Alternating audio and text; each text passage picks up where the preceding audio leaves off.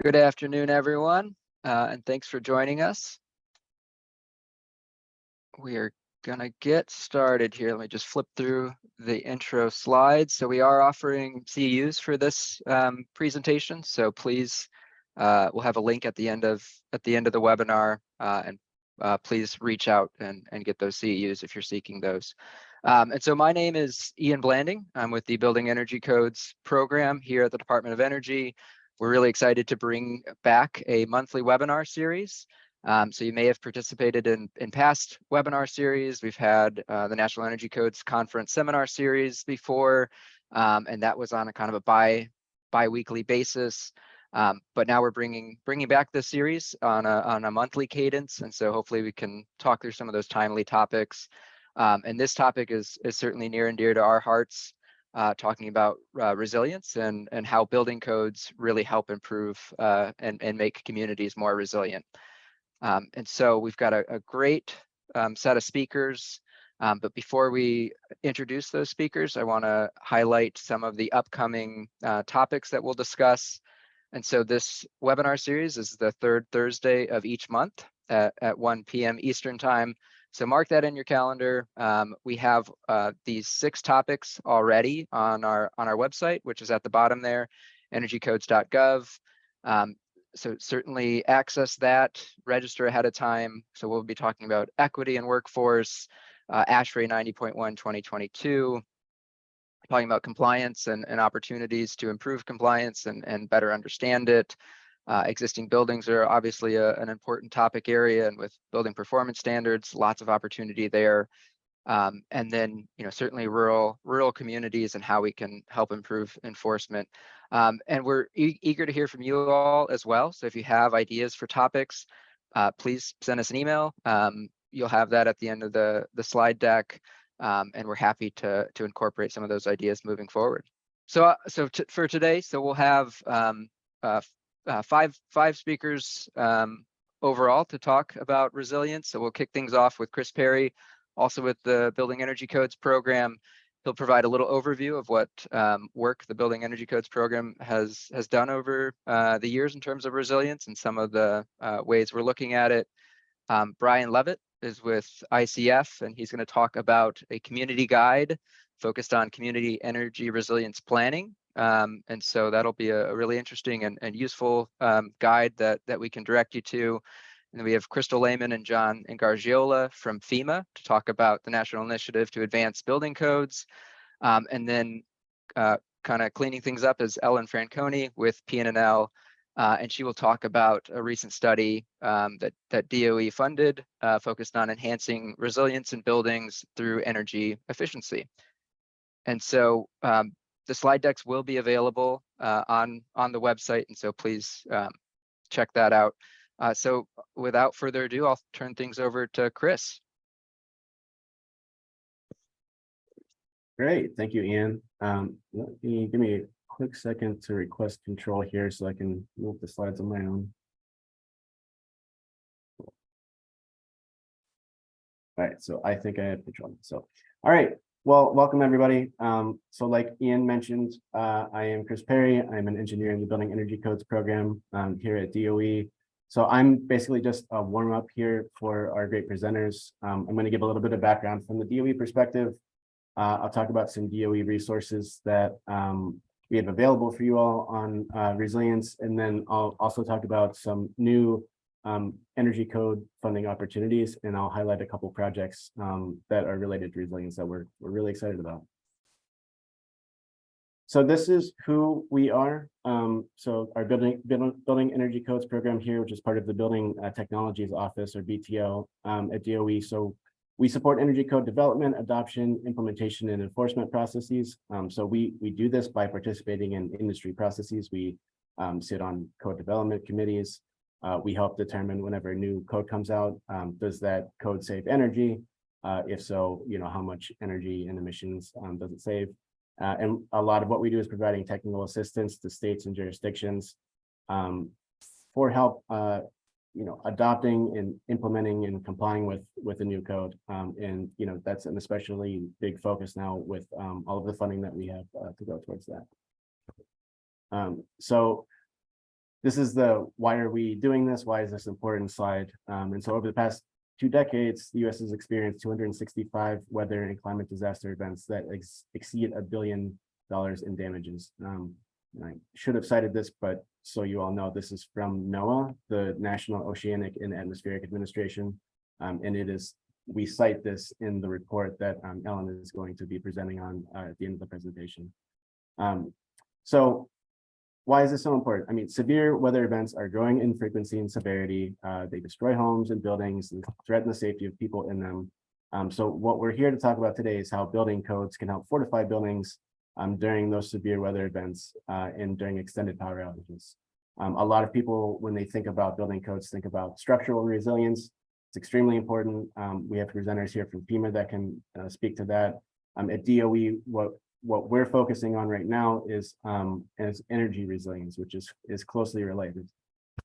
And so the way that we define energy resilience is in two buckets: passive survivability and grid resilience. And so passive survivability is essentially the ability for a building occupant to remain safe and comfortable indoors during a power outage. Obviously, this isn't indefinite. If there's no power and occupant can't stay inside a building, if there's extreme heat or extreme cold, indefinitely. But our research does show that, for example, strong building envelope can help extend the number of days a person can stay safely inside their home or their building. So those additional days of safety really help increase their safety, decreases the risk of illness or death. And then on the other hand, aside from passive survivability, you have grid resilience. This is another extremely important component. It's the ability for buildings to contribute to grid stability.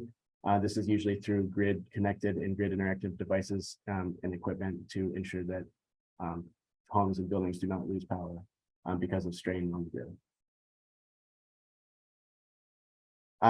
Definitely encourage you to check out our codes and resilience resources. We have a somewhat new, I think we just released this within the past year, a web page on our energycodes.gov website that gives a little overview of codes and resilience, and then it has a very long resource list. So it actually includes the report, that first report on there. It's really small, but that's the report that Ellen will be presenting on, Ellen from PNNL.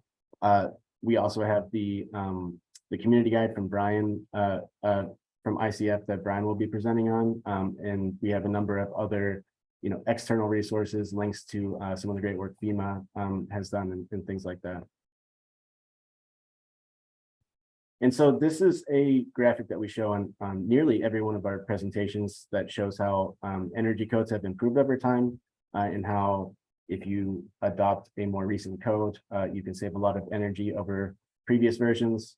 And so how that applies to what we're talking about today is there really is a direct correlation between efficiency improvements like better envelope, air tightness, grid interactive equipment, and resilience. And so adopting these later, these more recent energy codes can really help improve resilience. If you think, just make that correlation in your mind, improving energy, most of the time, you're also going to help improve resilience. And also updating to the latest energy codes and building codes generally is a key component of the National Initiative for the Advancement of Building Codes. Krystal and John are going to be talking about that in their presentation, and that's something that is a White House initiative that we are very, very supportive of and very excited about. Okay, unfortunately, so we were just talking about adopting newer and latest codes. Unfortunately, many states are still on fairly outdated codes. If you look on the left at the residential buildings, many are on the 2009 IECC or equivalent or older codes. And if you look on the right for commercial, many of these codes are on ASHRAE 90.1 2013 or equivalent or older codes. If you're wondering what those white states are in the middle, some of these states don't have any statewide code at all. We call them home rule states, and then it's left up to the local jurisdiction to fill in the gaps and determine what codes that they will adopt. So that's an issue. Luckily, DOE has $1.2 billion in funding to hopefully help encourage a number of these states and jurisdictions to update to newer codes, because a lot of this funding is going to go towards work that supports the adoption of these new codes. That is things like compliance and enforcement, support and workforce training and in development. And so we released the first portion of our bill funding, which I'm going to talk about in a minute. And then the first portion of the IRA funding was actually just announced a couple of days ago. And we're really excited about that. So I'm going to talk about our bill funding here. So this was a couple of months ago, back in July. We awarded $90 million to 27 projects. And this is to support a variety of building energy codes work. You can see the rough distribution by category here. But it is worth noting that most of these projects could fit in multiple categories. There are different aspects to all these projects. So this is just how we roughly bucketed them.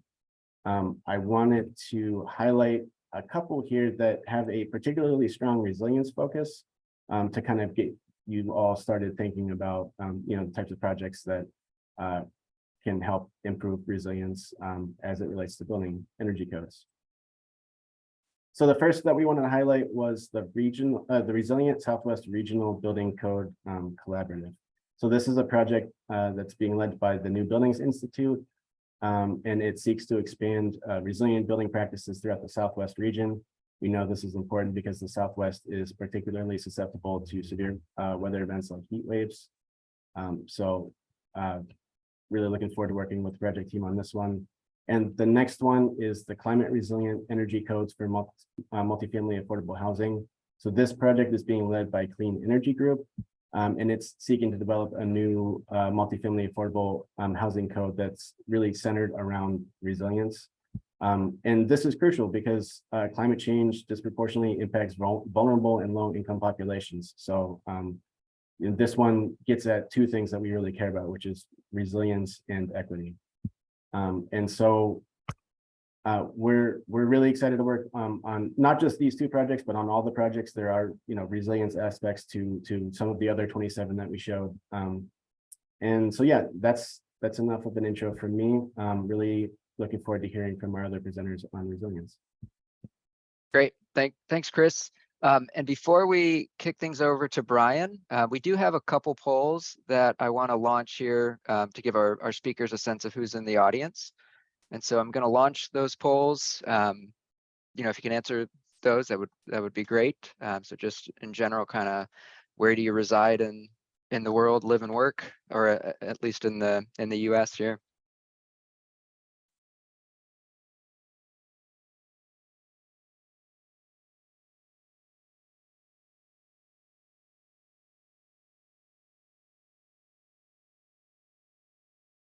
All right, I'll give it just a little bit here. So West/California option would be Southwest is what based on our list here. Okay, pretty good mix. Strong contingent in the Northeast. Okay, so and we also have the second poll that was launched as well. Who do we have in attendance in terms of professions? So it looks like kind of a pretty decent distribution of architects and engineers, code officials, and then a big group of other. So if you want to put that in the chat, we're happy to incorporate that in our next webinar and include that in our poll. Okay, well, here are the results. I'm realizing I didn't share those, so take a look. And then I think we'll move on to Brian. So Brian, if you can hear us and you want to take things away, either ask for the ability to control, or Rose can adjust the slides for you. Yes, I have requested control. Thank you so much, Ian. Hi, everybody. My name is Brian Levitt, and I'm with ICF Consulting's Energy Advisory Practice. I want to thank DOE and Pacific Northwest National Lab for having me on the webinar today. I'm going to be speaking about how communities and local governments can approach improving their energy resilience. Now, most of the content I'm presenting here is actually available in a report titled Community Energy Resilience Planning, which ICF developed in partnership with PNNL and can be found on the energycodes.gov website.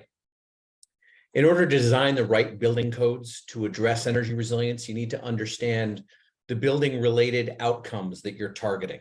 So today I'm going to be focusing, I'll be talking about building codes a little bit, but I'm really going to be sharing concepts of resilient strategy planning for communities to provide some context around the objectives building codes and standards are likely to be applied to. So let's start by talking about energy resilience in relation to communities, because it's easy to think about energy resilience for a nation or for a building. But when we think about a community, we have to really think about all of the aspects of the energy resilience picture. It starts with external threats to our energy systems and our ability to withstand those threats. Now, a lot of our ability to withstand those threats lies with our electric utility distribution systems. What sort of strategies have we put in place there to make sure that the wind, the heat, the cold, the snow, that these things don't bring down our ability to provide energy in communities? But once that happens, and it's a when and not an if, because it happens everywhere eventually, we really have to think about adaptation. How do we ensure that the critical activities of a community can maintain even during power outage? How do we ensure that people are protected, both physically, socially, and economically during the time of outage? We then can think about recovery. Again, recovery, bringing those power lines back on, it's largely utility activity, but there's a lot of community role to happen there. And then finally, we advance. We think about what did we learn and how did we address this particular outage and how can we do it better next time? When we're thinking about community resilience strategy, a lot of the focus is going to be on adapt.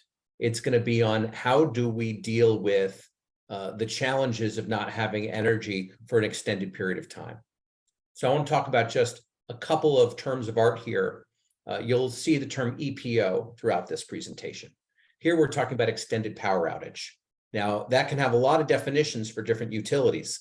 We can think about momentary outages being less than 5 minutes, sustained outages being anything longer than 5 minutes. But when we're talking about extended power outage, we're really talking about losing power for more than a day. When we start worrying about people's thermal comfort and health, when we start thinking about refrigeration of food and medicines, when these things start to become a problem, that's when we're in an extended power outage. When you're in an extended power outage, or when we're thinking about these, there's really two different aspects of this. One is exposure, and the other is sensitivity. Exposure is how likely is your community to experience something like this. And that's going to be affected by where your community lives, what kind of climate challenges it has, how interconnected it is with different parts of the grid. You know, if you're in a small remote community at the end of a long lateral, you have higher potential exposure for extended power outages. But there's also sensitivity. And how much is a power outage going to impact your community? And here we're really talking about populations within your community, because it's hard to think about the sensitivity of an entire town, but it's easier to think about sensitivity of populations within that town. So we're going to talk a little bit about populations. Finally, we can think about adaptive capacity. How readily can we respond to the challenges of an EPO and get ourselves into a safe, more sustainable situation? And adaptive capacity is largely driven by societal factors, things like, do we have the money we need to relocate? Do we have the transportation options? Do we have on-site generation? Do we have that adaptive capacity? When we think about why should we be focused on the resilience of communities, certainly safety is job one. At the end of the day, what you want to make sure doesn't happen as much as possible is people getting hurt or potentially passing away. That's the first job of any energy resilience strategy. But there are other things that can be accomplished at the same time. We can think about efforts to improve resilience can also improve reliability. As we are addressing resilience, we can address the fact that different groups have had different historic levels of service when it comes to this kind of thing, and have different needs. So we can address some of those equity issues. A lot of the technologies we can deploy for resilience can actually lead to fewer emissions and a cleaner environment. And another really important one that I think doesn't get enough play is economic resilience.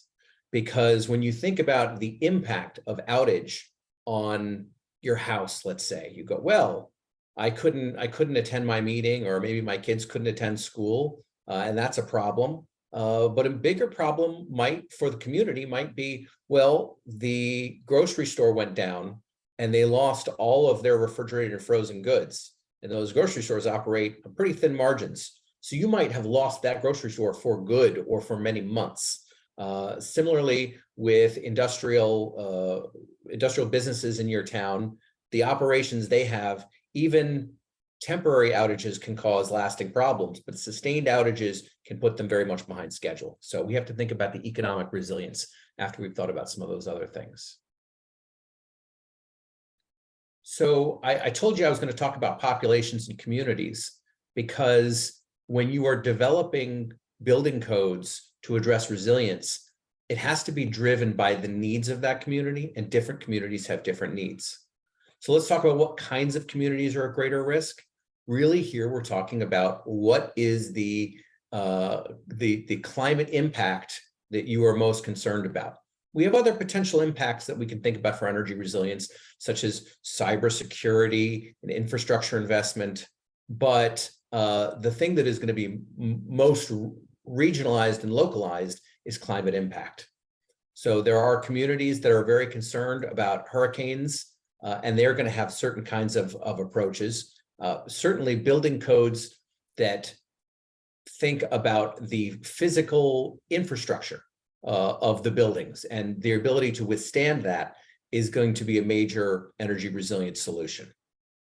When we get into wildfire, wildfire areas, one of the solutions that's been utilized in California is de-energizing lines at higher risk of wildfire. And the opportunity there is, is to reduce that risk, but at the same time, you create a new kind of energy resilience challenge for the communities that have been de-energized. So they might need to think about those kinds of solutions. I'm going to bring up extreme heat and extreme cold, because there's even some overlap in where you need to worry about this. But areas that face either of these challenges really do need to think about that passive survivability Chris was talking about. You need to think about insulation coating, and basically ride through capability. How can you build buildings that will maintain their thermal envelope really well so that they can withstand these challenges? And flooding. Flooding is probably the one we think about least when it comes to energy resilience, but flooding can have a terrible impact on grid infrastructure, particularly in areas that don't have fully submersible switchgear, flood retention walls, elevated equipment, some of these grid solutions. Flooding is something we do think very much of when we think about building codes, but in terms of building energy codes, we can think about the impact flooding can have on the grid, and how buildings might also need to react to that particular threat. When it comes to thinking about populations, I'm going to list three, but you can break it down even further. One of the group we might think about is older adults, because if we need to be worried about extreme heat and extreme cold generally, we are particularly worried about older adults who have a lower ability to deal with extreme temperatures. If we have a situation where we need to move, there can be some mobility issues with older adults. And at the same time, this is a group that is probably more concerned with access to certain kinds of medication, particularly refrigerated medication, and an extended power outage can be very, very difficult on this group. It's also difficult on folks with limited disposable wealth. I talked about having the transportation access and the disposable income to just say, hey, the power is out in my town. I'm going to go one state over and go ride this out somewhere else. You can't do that if you're paycheck to paycheck. You also may not have the time to prepare for the outage because you may have shift work that is, that has to be done. There are also, there are some health issues that affect lower income populations at a greater rate than higher income populations. There are programs and strategies in action, so we can think about what are those and how would they work for our community. Finally, some overlap here, but we have people with underlying health issues. Again, more likely to be susceptible to extreme heat and extreme cold. Again, likely to need access to refrigerated medications. And potentially having some challenges with access to elevators and things like that. If you don't have power and you're in a wheelchair, you live on the 13th floor, you have a unique challenge. So let's talk about solutions and how we go about developing them, because it can be easy and it can be hard, but you want to think it through either way. So the first thing we do is we understand our threats. We understand what are the hazards coming our way, and if those hazards are going to have an impact on our system, what can we do about it? How can we mitigate some of the risks that might lead to an extended power outage? One of the ways we look at this, we call it the bow tie model for obvious reasons, if you're looking at the screen. But are there preventative measures we can take that would prevent the energy outage? Now, a lot of these, again, are going to be on the grid side, but just as Chris was talking about with interactive grid technologies, energy efficiency, there's a lot we can do on the building side to make to turn those loads into resources, so that when the utility grid is stressed, there are opportunities there for the buildings in their service territory to respond in ways that help reduce that stress. More likely in communities, if we move away from that concept, there's ways to mitigate the consequences of an extended power outage. So if we think about, we're going to have an extended power outage, what's that going to do? What's it going to do to the different populations in our community? And what can we do to reduce those impacts? So we're going to try to mitigate those impacts. Now, once you've kind of found some preventative measures and some mitigative measures, you then have to say, okay, how do we go about picking? Well, you can do sort of a gut check qualitative approach, and let's pick some things that are going to address multiple problems. Or you can go with a more quantitative approach, figuring out what each solution would cost, how much it's going to reduce your risk, create a risk spend efficiency score, and then that way you have a much more qualitative approach to say, okay, we're going to pursue this suite of projects, and this is how we're going to get the best bang for our buck in reducing risk. When we're talking about solutions, energy codes are absolutely critical. They help us reduce peak demand. They help us engage more grid interactive equipment in our building stock, and they do help us ride through thermal challenges and potentially flooding challenges. You need to be, I've put obviously the most common sense ones with thermal insulation, windows, high performance HVAC, but this is an area of technology that is constantly changing, and codes need to continue to be updated to reflect the new capabilities that we have in terms of energy efficiency, building envelope, building technologies. So the slide that Chris showed before, where energy efficiency performance has been continually improving, we need to think about pursuing that same kind of improvement with building codes for efficiency. Vanessa says, oh, electric vehicles. Vanessa, you make a very good point about electric vehicles, because, and we're actually we're kind of going there next, but electric vehicles can be both right now they can be a flexible load management piece where they can be charging or not charging, and that, charging or non-charging state does allow us to have some control over load. In the future, and in some pilots today, there's the concept of grid interactive EVs, where the EVs can actually serve as mobile batteries. There's some exciting pilots exploring that today. And when we think about more of that supply side, that energy side, supply side, we can think about it both in terms of serving the buildings themselves, with things like backup generation, on-site energy storage, even going as far as developing microgrids. We can even think about it as generating energy that can be utilized by the grid.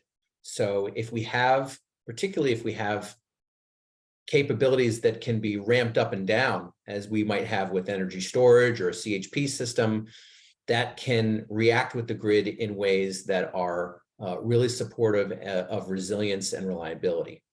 So the building codes question is really about what do we need to be able to do, and are we able to do it in our current code situation? Because building codes can impact what technologies you can deploy, how different technologies can work together or are not allowed to work together. So taking a look at that aspect of your building codes with an eye towards, are we doing something here that would prevent folks from installing resilient solutions? And if not, great. And if so, is it for a really good reason? And can we get rid of it? So if we think about what can government do, and I'm going to speed up just a little bit. I'm trying to speak slowly because I always talk too fast, but I'm going to try to pick it up a little bit. Building codes and related strategies. Obviously, we need to have resilience in mind. Efficiency is really important, and it is the bedrock of today's building energy codes. Safety, efficiency, resilience. We need to add that to the list. There are also opportunities for a lot of these building codes are coming from national organizations or even from state agencies, but there are some home rule flexibility options for how those building codes are implemented. Certain cities and counties are basically incorporating mandatory benchmarking measures. Say, hey, you have to be looking at the energy efficiency of your buildings. You have to be meeting this building performance standard. But also, one of the things I would want to encourage folks to do is think about putting out some clear guidance on this is what we would like to see. Because every developer knows that every community can either be for or against this project. And the codes and standards and rules and regulations can be applied in different ways to either encourage or discourage that project. If you put it out there that energy resilience is an important priority for your community, it is something that developers will respond to, and it's something that they'll speak to in their proposals. Resilience hubs are a really important solution here. If you are a local community and you're thinking about how can I ensure resilience in my community, it's not that practical to think that every single building in the community is all of a sudden become energy resilient and be able to generate its own energy and all these things. Thinking about creating certain central locations that are going to be able to do disaster response, are going to be able to serve as heating and cooling centers, first aid centers, communication and coordination centers, usually citing a microgrid, on-site generation or a full-on microgrid at sites like this is a really smart decision. I know that this has been said 1,000 times, but you got to work with the electric and water utilities. They have folks that are ready to work with you. And I think that I'm working with multiple utilities right now to help them develop energy resilience plans. And this is definitely a squeaky wheel getting the grease situation, that if you are talking to your utility reps and saying, we want to partner with you on energy resilience, we want to make it easier for you to deploy solutions in our community, and we want to design building codes that are going to support those solutions, they are going to work with you. And there's a lot of great knowledge and expertise that comes with that partnership. Finally, don't forget to look for funding sources. We've already heard on today's call about some funding sources that exist. There's a lot more that we can be leveraging out there from the federal side, the utility side, and even if you want within your own community to say, all right, let's think about what we can do for funding. We're going to go after some federal grants and stuff like that, but what is the best way for us to deploy that money in our community? There's a lot that can be done here to advance good projects with a little bit of financial help. So just to sum it all up, what does developing community energy resilience strategy look like? You're assessing your at-risk populations. You're looking at your hazards. You're mapping the needs of those populations to the challenges of those hazards. figuring out what technical and building code solutions could meet the needs there, close the gap, and then prioritizing those in a way that works for you. All of this stuff is in our report, but if you want to think about building codes and resilience, you have to start with what is your goal, and then how do my building codes meet that goal or not meet that goal? And I think that you'll find that there's opportunities. So I want to thank you for your time and attention. Thank you so much, Brian. That was excellent. I know that Brian has to drop at the top of the hour, so we're going to take questions now. Looks like we might have a couple that are in there. So you mentioned kind of building codes and that being an opportunity for community resilience. There's a question in the chat about pushback from builders and developers on the increased cost of building codes. And maybe like, how is resilience a kind of a motivating factor for those builders and developers to kind of be on board with some of those building code improvements? Yeah, well, a very smart man who's actually on today's call, Steve Pullins, once said to me, a battery that does one thing is useless. A battery that does 12 things is a good buy. And I think the same thing goes with building codes. I think that there are opportunities in resilience to pursue building codes that can achieve multiple objectives. So energy efficiency building codes can be resilience building codes and vice versa. Structural building codes can be energy resilience building codes. And as we're working with builders and developers, I draw back on my Energy Star days where I used to work on energy efficiency topics with Midwestern home builders. And one of the things that the home builders got very good at least the ones who were partnering with Energy Star, was selling the concept of efficiency to buyers and saying, look, our home is much more energy efficient. That's why we have the label on it. And this is what you want for your family. I think as we are seeing fires out west and extreme heat and extreme cold all throughout the South and major weather storms, I think that the national zeitgeist is much more plugged into the concept of resilience and safety when it comes to their buildings and their built environment. So I think that the same gains we made in energy efficiency when it comes to new home building, I think we can make a lot of those same gains with resilience, probably a lot faster and easier. Because if we can talk to people about, we've built this home or we built this new community development in a way that is not just attractive, not just efficient, but it's resilient and it will protect your family if, God forbid, the worst should happen. Yeah, that's great. Another question here. So you mentioned that you've worked with utilities on resilience planning. And this question is there a general willingness from some utilities in general to move toward energy resiliency? Oh yeah, I have sensed an eagerness among our utility clients to pursue resilience. We have a challenge in this country right now, which is that energy's been getting more and more expensive. Energy was expensive in the 50s and 60s, and then starting in the 70s and early 80s, energy started to get cheaper and cheaper and cheaper. And so for a long time, we've been used to energy as a portion of our economic output becoming less and less expensive. But we've had other economic factors that have made energy a much bigger portion of the monthly budget for low-income folks. So we've got challenges here where we sort of stopped doing major new investments in building out of the grid. So energy was getting less expensive, but that grid was aging and we've got other economic challenges to deal with. So long story short, the push is we got to keep energy cheap. But at the same time, there's a push, hey, we've got to pursue more resilience. And of course, we've got to incorporate DERs better. And of course, we need a more reliable grid. So utilities have to sort of pick and choose, how are we going to put together a rate case? And this is for investor-owned utilities, but I think some of the same challenges would be faced by municipal utilities. How are we going to decide how to spend the money and get kind of approval around that in ways that accomplishes all these objectives, but doesn't cost too much? And the problem is that it's very hard for us to evaluate the potential cost of resilience amongst utilities. One of the biggest reasons for that is we don't have an electric utility resilience performance metric in this country. There are, they've been 37 papers written on what that metric should be, and none of them have had too much traction.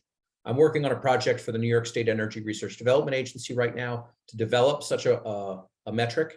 And I'm hoping that at least in New York, when NYSERDA says, this is the metric we think you should use, that it will get picked up and it will get some traction. But once we start, you can't manage what you don't measure. That's the energy efficiency log line for as long as I've been around.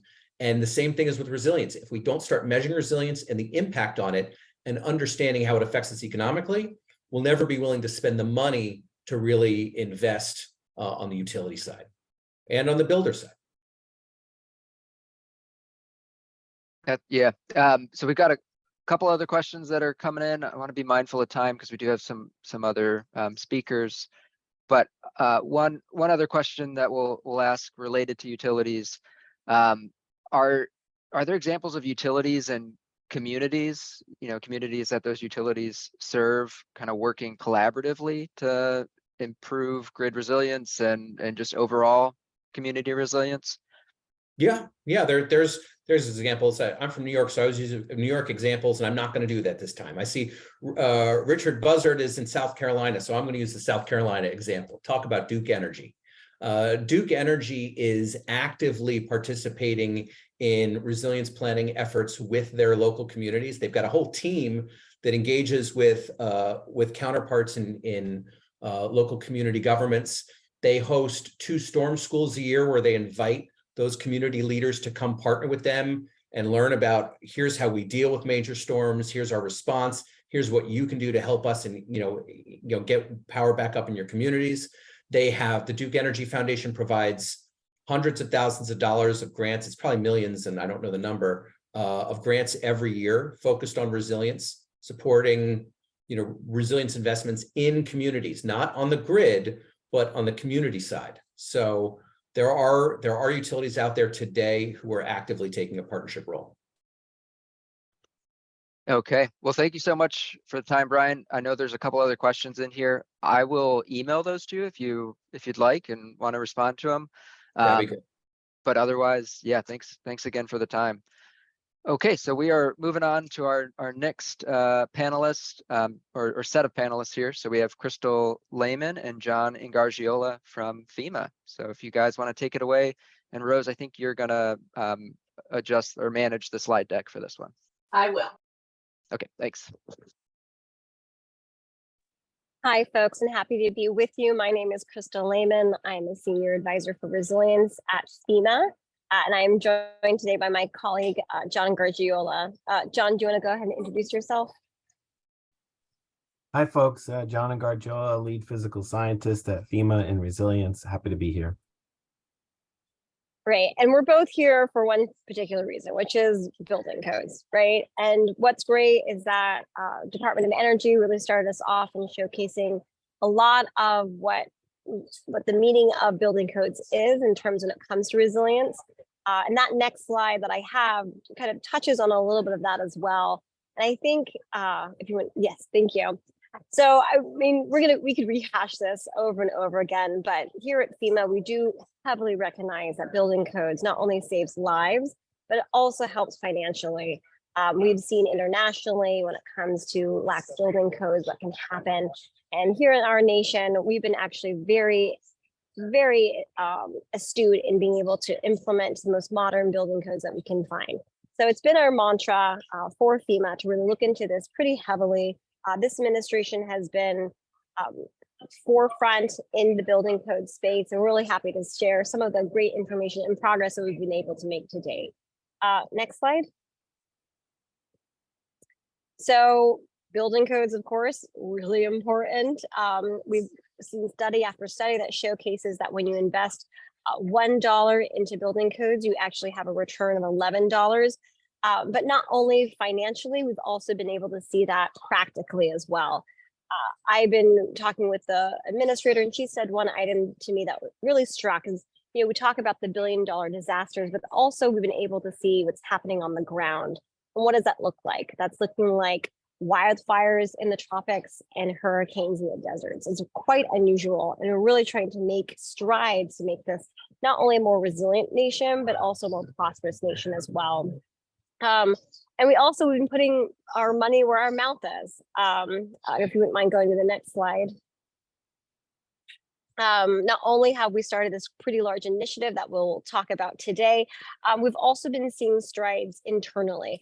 FEMA has put out a building code strategy because we recognize that not only does it help in doing the pre-disaster stage, it also can help in the recovery stage as well. So how can we make sure all of our grants really fit that bill? You may have heard of one of our major grant programs called BRIC, the Building Resilient Infrastructure in Communities. That's one of our marquee programs.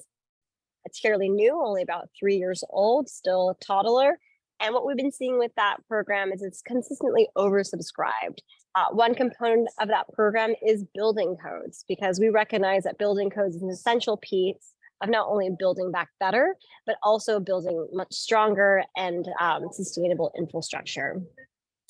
We're also really pleased on the FEMA side to showcase not only are we putting money into this activity, but also putting staff.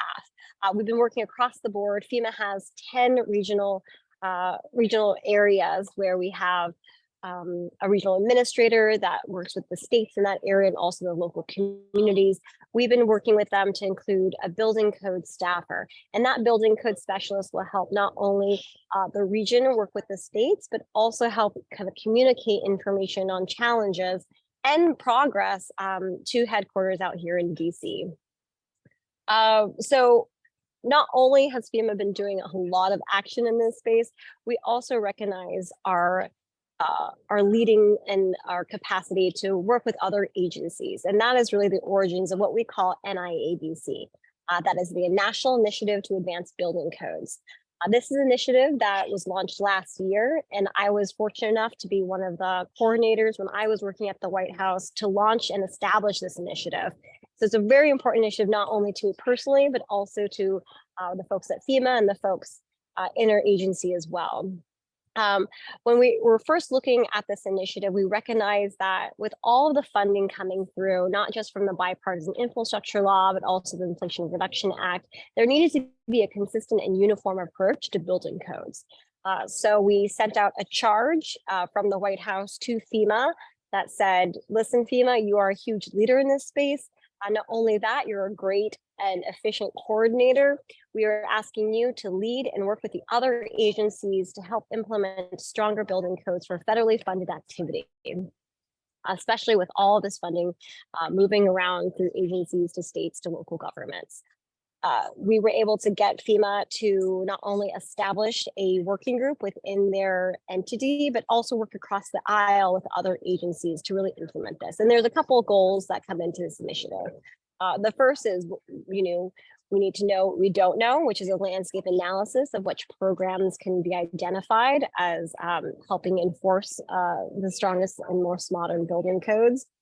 And also working with other federal agencies to develop implementation plans. So once we identify the programs, how are we planning on implementing? This could be through policy, through maybe stronger legislative, stronger action. It might be even out of our hands legislatively. So it's really understanding what was within our realm to make really move the needle in this space. In addition, understanding how we can update program guidance, especially if that's within our space to be able to do. And as we've been working very closely with the White House, being able to show progress. We were able to write a progress report, which we're really happy about, and that's being discussed internally. And I think overall, not only has the White House been a huge proponent of this work, we had a workshop only just a couple of months ago at the White House showcasing not only the progress that agencies have made, but also the next steps. We've also been seeing a lot of leadership drive in this too. So the picture you see here was the launch of this initiative out in Florida last year. As the hurricane season was rolling in, being able to understand that building codes can really make an impact in this space. Go ahead and go to the next slide, please. So here are our agency partners. We've been working really closely with those that have been a little more progressive in this space, and then also working with those that might not be as familiar. We also want to recognize that while FEMA and other agencies really work on the ground with local governments, we also have agencies such as the GSA, the General Service Administration, that works on the federal portfolio, which is which leans in pretty heavily. So it's really also having lessons learned from what the federal exploration has been, and how we can take that to the ground level. These agencies have been heavily complementary to the work that we've been doing. And it's really having one voice on the federal level to say, you know, if you're going to be utilizing our federal funds to create a new building or retrofit a building, we're going to make sure that we're as uniform and as collaborative as possible, because we don't want it to be siloed in terms of one agency does this and another agency does that, but making sure we work together through a whole of government approach. Next slide.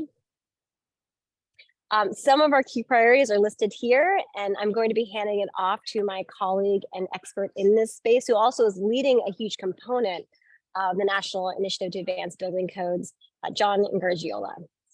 Thank you, Krystal. Thank you very much. Happy to join in this part. And as Krystal kind of shared with you, the exciting, first of its kind National Initiative to Advance Building Codes, how we're organized under the Mitigation Framework Leadership Group. We have the Building Codes Task Force. I'm an SME lead in that space. Chris Perry is part of that group. Our colleagues from DOE do fantastic work. As we kind of look under the surface here, coming from the White House, from this national initiative, these are the key priorities that we were asked to focus on.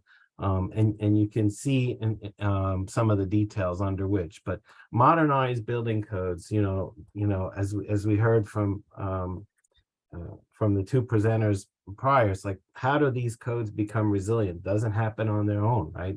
There's research, there's actual evaluation of codes in use, and there's these codes and standards bodies that regularly look at are the codes hazard resistant as they could be, climate resistant, energy efficiency, balance all of that, right, with feasibility, constructability, affordability. So modernized codes touches on those things, and we see it. We see it in the current codes are more energy efficient than previous codes, more hazard resistant from previous codes.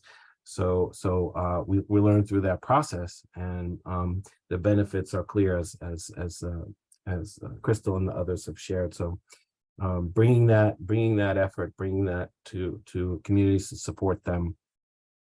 That's also in improving climate resilience. The total effect of this is we have these great codes and standards, more hazard resistant, more resilient. If they stay on the shelf, how are we improving climate resilience? So the idea is to extend those benefits to the states and communities where decisions are made or decided, what codes and standards are going to be used as compelling cases to use these current codes. Energy costs, I'm not going to cover that one. Our colleagues did a fantastic job there, but also this too, where are these codes and standards needed the most? Where's what federal government, federal assistance, federal funding, where could it be used to the greatest benefit, especially looking through the equity lens and in our underserved communities? Our research, our data, and now there's new tools giving a glimpse of comparing national risks and climate vulnerabilities. But as you look at that, you see more and more that our underserved communities reside in jurisdictions that don't have hazard resistant codes. Maybe they don't have any codes at all, or their codes are very old, or to no fault of their own, they're not allowed to have codes, right? That's awful.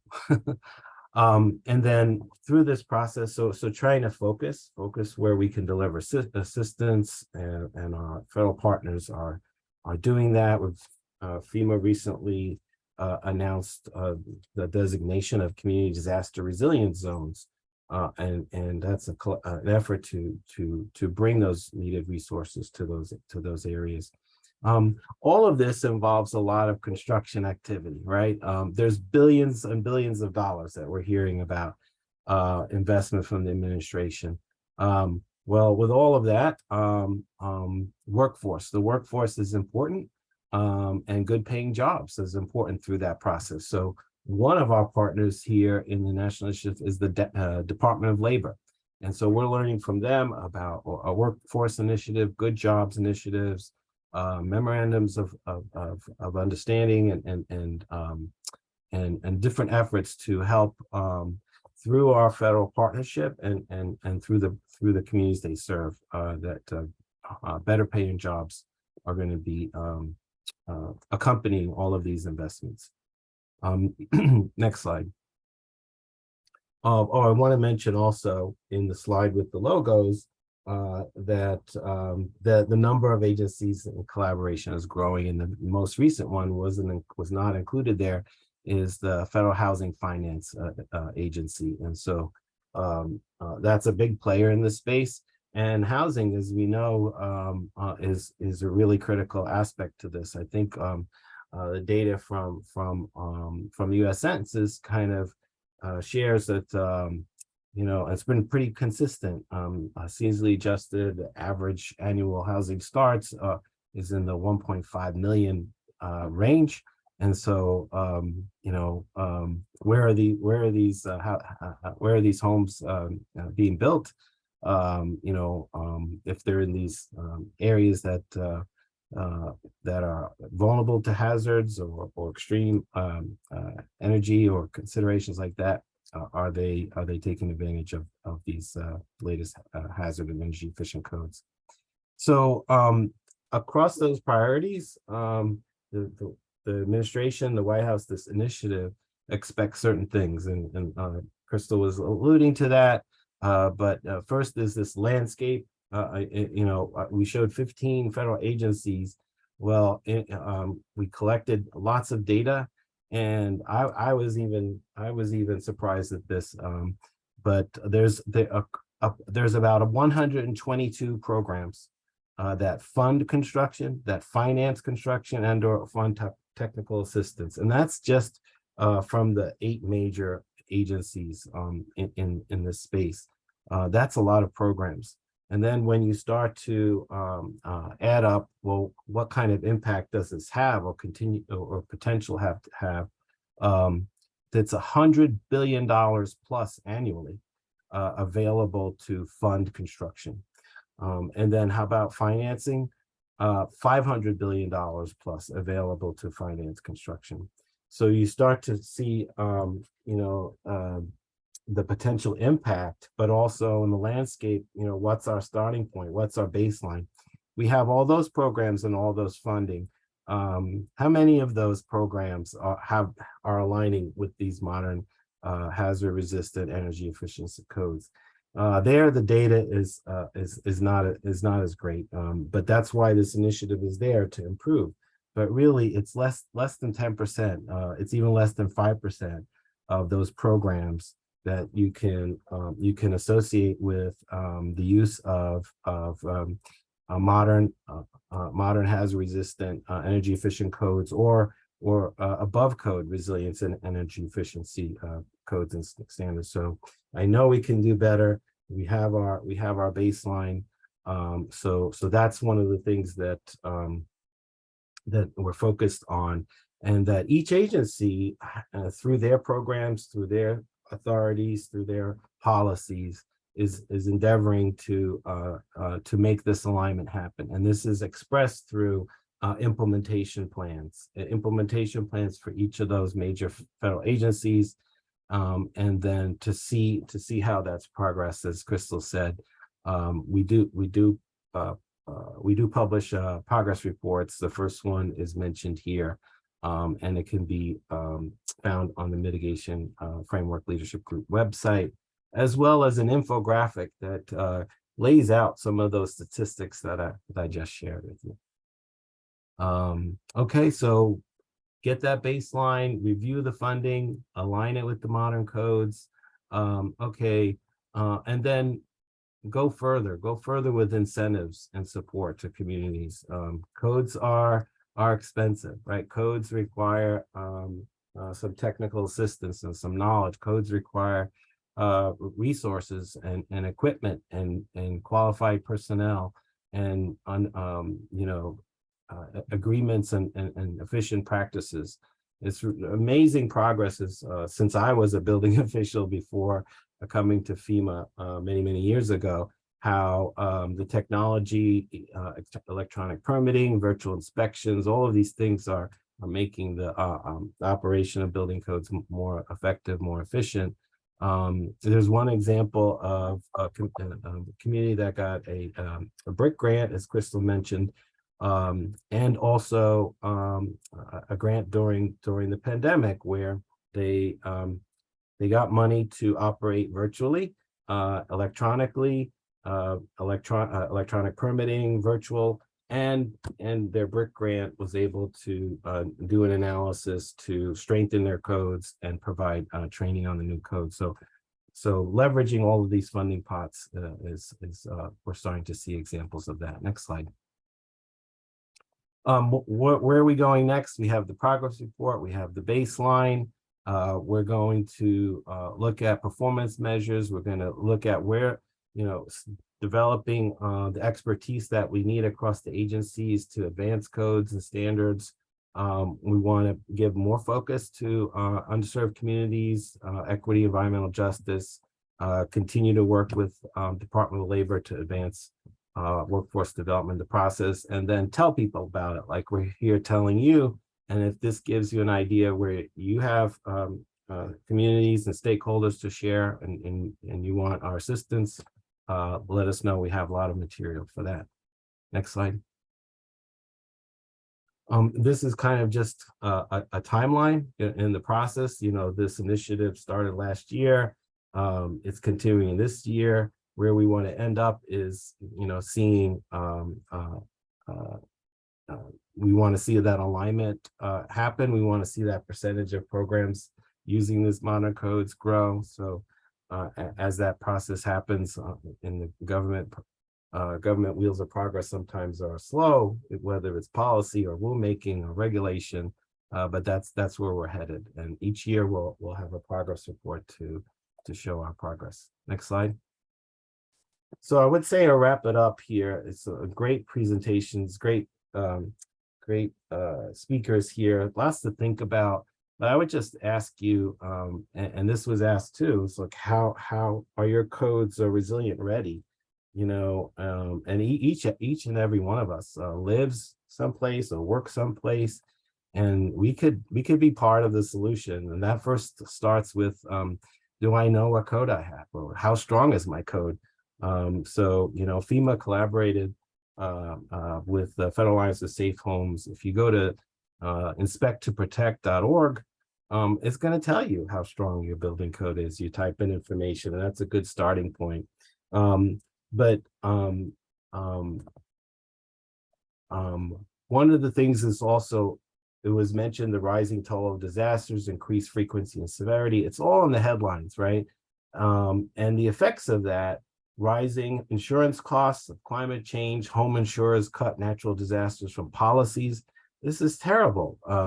And what's the sentiment? What's the sentiment of consumers? I read a story last week, actually from Zillow, senior population scientist. They've been doing surveys. More than 80% of home shoppers consider climate risks when looking for a new home. That's surprising. That's surprising to me. A majority of today's buyers are millennial and Gen Z shoppers, and they are more likely than other generations to consider a climate risk when deciding where to buy a home. Right? That's new. So what do we do with that? We tap into that and give them a little knowledge about today's codes. More than 4 out of 5 prospective home buyers consider climate risk as they shop. The new research shows most say their major concern is flood risk, followed by wildfires, extreme temperatures, hurricane, and drought. And the scientist at Zillow is quoted saying, while all generations juggle trade-offs, like budget and floor plans and commuter times, younger home shoppers are more likely to face another consideration. They want to know if their home will be safe from rising waters, extreme temperatures, and wildfires. So we can see the headlines, we can consider that, we can react to that, and we consider like who cares about this and who can have influence, because in all of this, the building codes is a public process, right? And who shows up, that's likely where the outcome is. So if consumers show up, if other groups show up, in all of these public processes, we might have a different outcome, because our records indicate only about 30% of more than 24,000 jurisdictions in the US can we point to and say their codes are hazard resistant by the fact that they have a recent or next most recent edition of those codes, and analysis shows that they have not weakened or removed the critical natural hazard provisions that are important. So 30%, is that the best we can do? So I think together, both public, private, federal, state, local, I think there's a lot we can do in space. So thank you for listening. Great. Thank you so much, John. So I think we're going to save questions for the very end. And now we will kick things over to Ellen Franconi with PNNL to talk about some of the resilience research that her team and others have conducted. So Ellen, if you want to take it away. Yeah, thanks, Ian. Yes, so I'm Ellen Franconi and I work at PNNL, and my work supports DOE in their efforts to advance building energy codes. And I'll be sharing some research we conducted over the last 2.5 years on the topic of valuing energy efficiency for energy resilience. And this was a true collaborative effort. It was between 3 labs, including PNNL, NREL, and LBNL. We had great guidance and support from DOE BTO, including help from Chris Perry. It's been great working with you, Chris. We also had great information that guided our work from our technical advisory group. And you can see in this list, it's made up of many different people that you wouldn't normally think to work with when you're considering energy efficiency in buildings, such as people from the insurance industry that helped us assess risk, people from FEMA for damage and loss information, and also people working in more epidemiological studies and the effect of extreme heat and cold on health and mortality.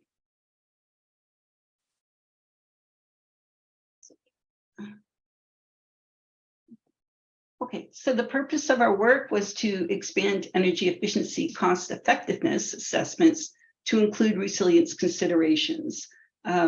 You saw in Krystal's presentation, she mentioned this, for every $1 spent in building codes, you get an $11 benefit. That's for codes in general. We were trying to do something very similar, but just looking at an energy code impact. How does efficiency improve energy efficiency? An efficiency measure improved, I guess, your costs, your energy use reduction, the effect on cost, but also on resilience. And we did this using many different metrics, which I'll share with you. We focused on extreme heat and cold events that were coincident with a power outage. And that was important just because so many people have air conditioning that without a power outage, there wouldn't be these added impacts. And then we looked at a couple of different applications. We calculated that benefit cost ratio, that dollar per dollar invested number. And we also looked at how we could use these metrics in a decision matrix. So for the project scope, we looked at 3 different regions in the country. Within each region, we selected 2 representative cities, and they all are from different climate zones. So we had 6 different climate zones that we analyzed. We looked at 2 different building types, single family and multifamily. They were in 2 conditions, new and existing. And for each of those, we looked at a base case condition, which could have been the existing stock or historic code, the current code, and then a beyond code, which was informed by the 2021 Passive House Standard. I mentioned metrics. We looked at different categories of them, different metrics to help us with our quantification objective. And we also did look into a case study that focused on more of a vulnerable population. It was for an actual facility that was located in Houston, Texas. So we analyzed the as-built condition, and then we, using simulation modeling, we evaluated an improved, more resilient condition to see what would be the impact on occupant exposure. So here's a summary of some of the key metrics that we used in the analysis. Again, the report is probably 120 pages, and it's very technical. There's a lot of numbers. Hopefully it's understandable, but please do refer to the report, because what I'm able to present in the next 15 minutes is just a very high level view, and hopefully it will just help you better understand the report and hone in on those areas of interest. But just quickly, because I will go through some of these in the next slides. 3 thermal resilience metrics we looked at are listed here. The set, it takes into account not just dry bulb temperature, but humidity and some other factors. There's set degree hours, kind of along the concept of heating degree days or cooling degree days, where you have a threshold. When it's beyond that threshold, they're summed up over a particular duration. And then there's days of safety. And this is a concept that is in the USGBC lead. It's a pilot credit. And should you exceed set degree hours of value of 216, that's when it's deemed uninhabitable conditions exist. And ideally, to meet the credit, you have to, over 7 days, you are supposed to stay below this threshold. Excess death, that was our metric for occupant damage that we used. And then there's a bunch of economic metrics that take into account, your usual metrics used in energy efficiency analyses, measure cost, energy cost savings, carbon emissions reduction, but we had some other ones, including the excess death and its monetary value, as well as property damage. Just an overview of what our process was. And again, it includes some steps you don't usually see in energy efficiency analysis, namely the first step and the third step. So the first one was, in order to evaluate what the exposure was to the occupants, we had to identify, using historic data, what is an extreme event for our 6 locations, both heat and cold. So we do that, and then we also want to figure out what's the probability of it occurring on an annual basis. So we used available data that we could find and developed that coincidence probability.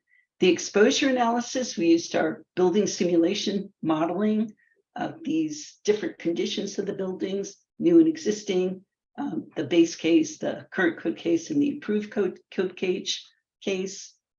And then we would see, based on those conditions, what was the impact on occupants. And we use this epidemiological fragility model, which I'll share with you next. And then we could take it to the value of the loss. Based on excess death, we use FEMA data actually for the property damage and could calculate a net present value and just the metric values in general. Okay, so this is a lot of data on one slide, but I think it highlights just what analyses like these can show. So these charts, the left y-axis is the set, so the standard effective temperature, and you can see the time series. The black lines is the ambient temperature, and you can see these bands of data. This first set time series is for the, this is existing single family, so this is the population of buildings in Atlanta, Georgia, and what their performance is. It captures 90% of the buildings that we got data for.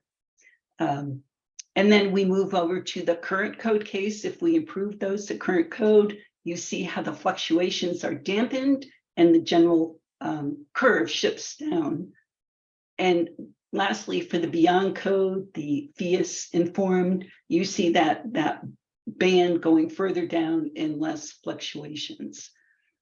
We talked about that set degree hour, the cumulative value. So that's what's shown in these colored areas with the dashed lines. It's accumulating over time. The top value is based on 5%, the worst buildings, the bottom one's the best buildings, the medians lies in between. So just as an example, for the worst buildings, you can see in their existing condition, they would have this 2 days of safety where they fall under that total threshold. If you were to improve that building to current code, it adds another day of safety, 50% longer. And if you were to improve those buildings to meet this passive house equivalent, you got another 3 days of safety. So you can see how increases in efficiency does improve resilience and the ability to shelter in place. This quickly is an example of this fragility curve. Not going to go into too much detail, but what it shows, it does account for the sensitivity of the population in that particular area for the relative rate of excess death based on temperature. This is average daily temperature. So we applied our simulation model results to this. And just worth noting, there's 130 of these curves developed for US cities, about 300 globally. So you can capture those sensitivities and adaptive capacity in information like this, ideally at least. We did compare our estimate for excess death for Harris County, which is where Houston is, published about 250, we got about 200, so we're maybe 20% low, but at least it's in the ballpark. So definitely something worth pursuing. We do have all these different aspects when we're trying to quantify the risk with these different metrics, and a lot of them all roll up into this, the economic stuff, the BCR, et cetera. So we've higher confidence in some, less confidence in others. So I think it's a strong start. We've definitely made a lot of headroad into connecting these different parts, identifying data sources, their strengths and weaknesses. See, and this is an example of benefit cost ratio that was calculated for the new single family. It's the improvement over the base condition. So it shows investing in current code, the dollars per dollar invested. Purple is new code, green is the beyond code. So it's all above 1. So that's all you're going to, it's a good investment instead of doing nothing. But this might not be enough. I mean, it's kind of a cut and dry, specific economics. If you believe those numbers, great. But maybe you have other intuition about that is not quite taking into account, and you want to assess it based on your local needs and stakeholders' perspectives. So you can do something called the decision matrix. So you can have your metrics, you can assign weighting factors, and then do it that way. And so here's an example. In our simple example, it does show the beyond code now is doing better. So some flexibility there and more customization you can do as well. Let's see. So key takeaways. We did see from our data trends that improving envelope efficiency to meet or exceed current code requirements does extend occupant habitability during extreme temperature events. And in nearly every situation, we did see that improving envelope efficiency, these passive measures that we applied, does save lives during extreme temperature events. And increasing efficiency, considering efficiency installing measures at the time of construction is a good investment because it's an incremental cost. Just like if you had damage from flooding and you were addressing your siding replacement, that's a great time to get into the wall cavity. And then it's an incremental cost. And there are some limitations with the methods that we have developed due to data limitations and other things. The coincident probability feel like it could overestimate the probability for large states, for example. So some better data sources there, better data collection.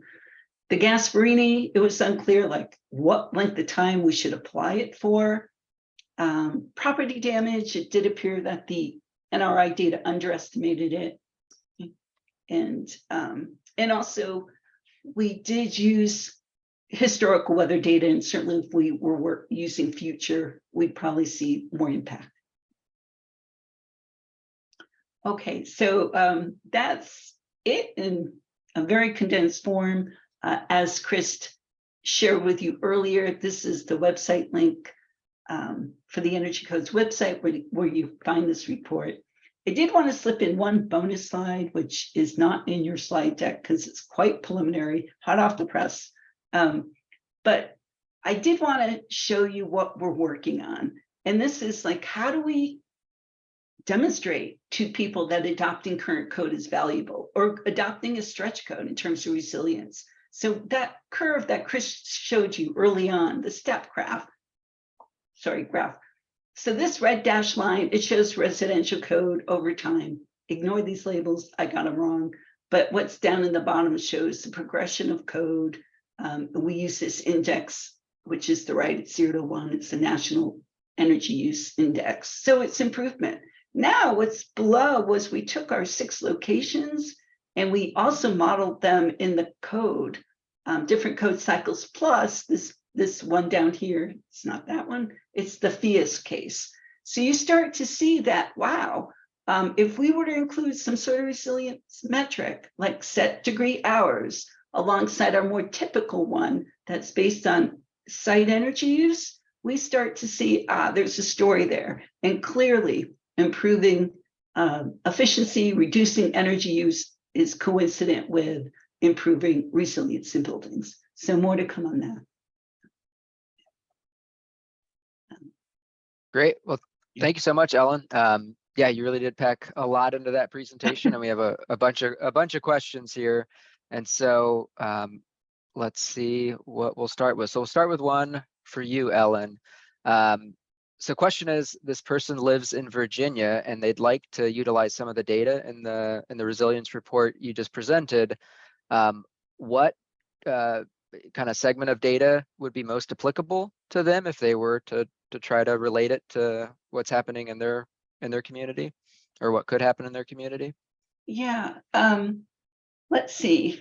Well, we are limited to the 6 locations at this point, so you could pick a location close to you. I think it is one thing that's interesting if you do any simulation modeling to inform planning or something, these metrics, a set degree hour, it is a standard output, at least within Energy Plus. So you could run your own studies to see these trends as well. Maybe more importantly is just broadly to understand you do passive measures, you have solar control, some passive form of solar control. You try to let sun in the winter, don't let it in the summer. Basic concepts like that, which are highlighted in the report, could help you. Okay, that's excellent. And so we did have a question in the chat about what recommendations does DOE and FEMA have for states and local governments to access funding to support the full suite of codes? John actually answered that in the chat, so I'd encourage you to look at his answer. Given that we're running short on time, I think we'll skip that question for now and just check out the answer in the chat. But I do have kind of an overall question for all the presenters, and you guys have touched on it throughout this set of presentations. But how do you see insurance premiums impacting resilience in building codes? And are there any examples that we might be able to draw from for this crowd? And so I don't know if John or Chris or others might want to take that one. This is John. I'll say that yeah, you would want to see the benefits of strong codes adopted and enforced and actually, performing well and helping to reduce damage and save lives, that it's going to be reflected in the underwriting and the premiums. Um, um, um, I don't, maybe it's also a reflection of the percentage of communities that have these latest codes. But I want to say that there's programs like the Institute for Building Business and Home Safety that has their fortified home program that is basically code, but a little extra steps.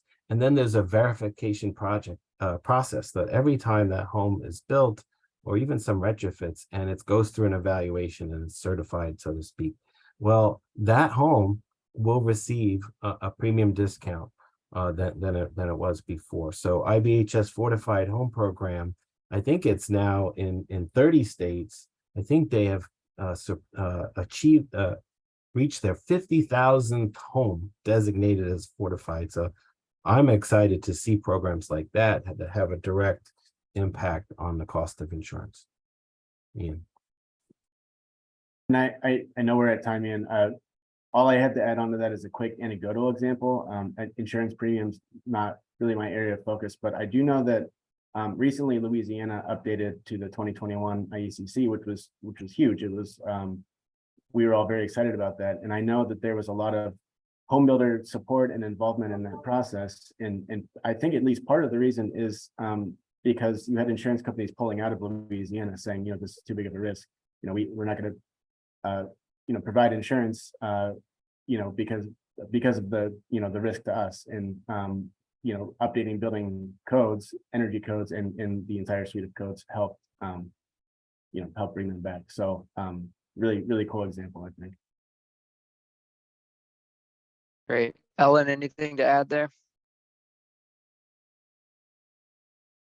I guess just from my general knowledge and in understanding, like in Florida, I think they are not offering insurance to any new policies or wanting around the coast.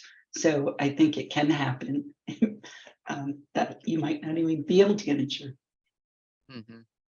So we want to thank you guys for attending, and certainly look ahead to next month. We're going to be talking about strategies to equitably expand the Energy Codes workforce. So please, tune in, click on the link below at energycodes.gov, go to our webinar series.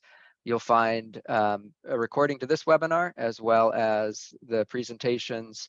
And so we will certainly get back to you on those questions and make sure we send around that link to make sure it works for everyone. So thanks again for attending, and really, really appreciate it to all of our speakers. So thanks, Chris, Ellen, John, and Krystal and Brian.